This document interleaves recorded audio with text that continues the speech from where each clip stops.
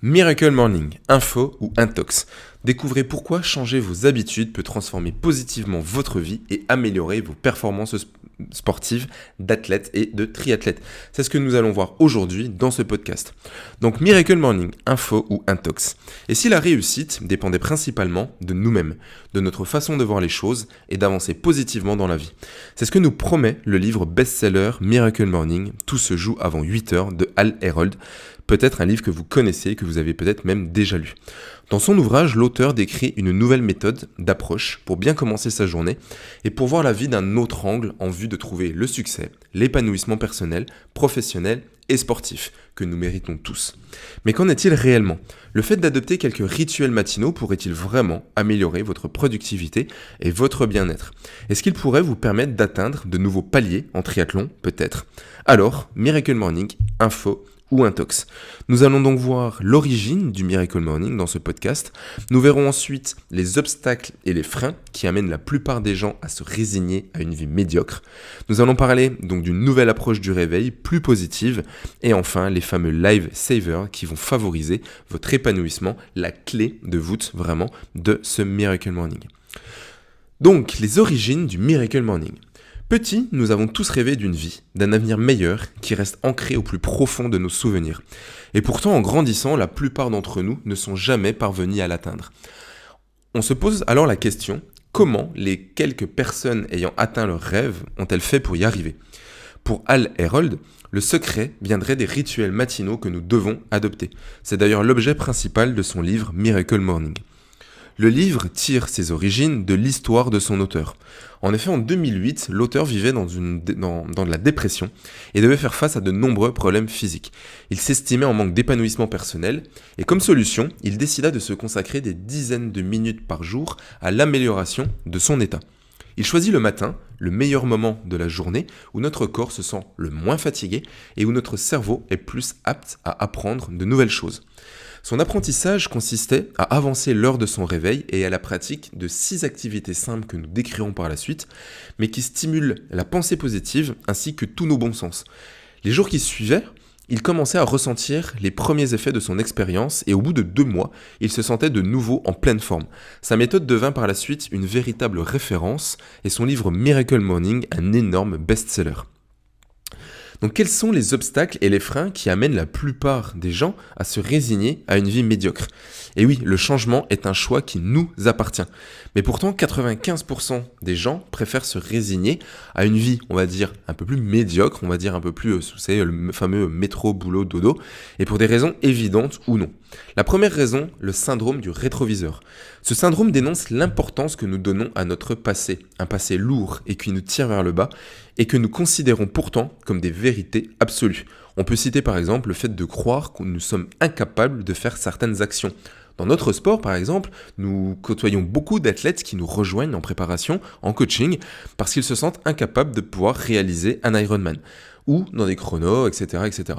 L'idée, c'est vraiment de montrer que tout athlète, comme mon collègue dit, donc Maxime, dans tout tronc, il y a une sculpture à révéler. On est capable vraiment, chacun, à notre propre niveau, de pouvoir réaliser des performances incroyables. Un autre frein, l'absence d'objectif. Une personne sans objectif ne peut tout simplement pas avancer dans la vie. En effet, l'absence de but peut favoriser l'atmosphère morose, l'absence de motivation et la paresse. On le voit actuellement à l'heure où j'enregistre le podcast, nous sortons du confinement. L'objectif, c'était vraiment de voir que les mois qui précédaient, les athlètes la plupart des triathlètes n'avaient pas d'objectif de course et vraiment, ils étaient dans un mode d'entraînement qui était difficile. Peu d'objectifs, pas de motivation à aller s'entraîner, etc. À partir du moment où nous commençons à retrouver le chemin des courses, les objectifs, les calendriers, les courses qui se mettent en place, etc., nous retrouvons vraiment de la motivation à s'entraîner et à retrouver l'esprit d'équipe. Un autre frein, c'est de sous-estimer les impacts de ces actes. Chaque acte que nous faisons a des impacts considérables sur notre vie. Et ce, même si nous ne nous en rendons pas compte. Ainsi, il reste important d'instaurer de bons rituels dans son quotidien. Il faut fuir les responsabilités, ça c'est vraiment un frein.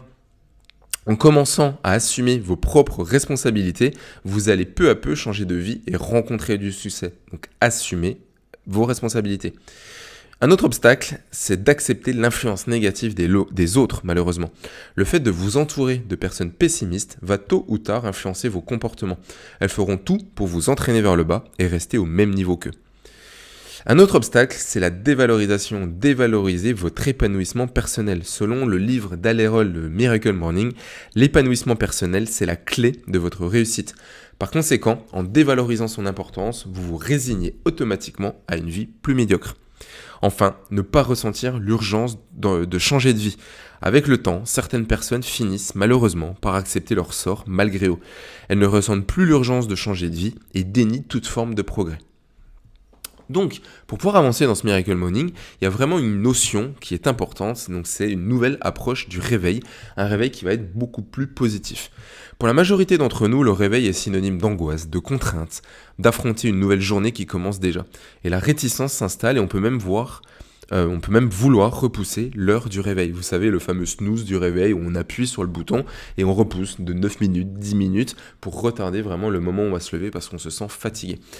Alors qu'en se réveillant avec plus d'enthousiasme et de bonne volonté, la bonne humeur s'installera petit à petit dans notre subconscient et la réussite va s'en suivre. Dans Miracle Morning, Hal Herold voit le réveil comme une étape clé de la journée et conseille d'adopter ces quelques bonnes habitudes. Nous allons en voir 4. La première, placez votre réveil à un endroit un peu plus éloigné de votre lit. De cette façon, vous devez vous lever pour l'éteindre et non l'attraper du bout des doigts. Et au fur et à mesure que les jours avancent, vous allez vite vous y habituer. Une fois levé, n'allez pas vous recoucher forcément. Deuxième étape, allez vous brosser les dents et vous laver le visage. Une fois réveillé, brossez-vous les dents, lavez-vous le visage afin de vous préparer et de préparer votre corps à la journée qui s'annonce et qui s'annonce d'une manière merveilleuse. Troisième étape, buvez un grand verre d'eau. Votre corps a sûrement dépensé une quantité d'eau importante pendant la nuit, donc pensez à vous hydrater correctement afin d'assurer le bon fonctionnement de vos organes et de votre cerveau. Et enfin, le quatrième, réalisez quelques exercices. Ça peut être donc de faire un peu de sport le matin pour pouvoir réchauffer l'ensemble de vos muscles, de vos articulations et surtout de mettre votre corps dans une dynamique de mouvement qui va lui permettre de se réveiller de manière positive. Bien évidemment, l'idée consiste à adapter ces quelques pratiques à vos habitudes et à vos contraintes également. Donc vous pouvez en rajouter d'autres en fonction de vos goûts et de vos ressentis. Nous allons voir à présent les fameux Life Savers, donc les 6 clés, les 6 activités que préconise l'auteur pour favoriser votre épanouissement personnel. Ces 6 activités vont constituer donc des rituels positifs à adopter si vous voulez améliorer vos conditions de vie et trouver le succès, que ce soit dans votre épanouissement personnel, professionnel ou également donc dans le sport.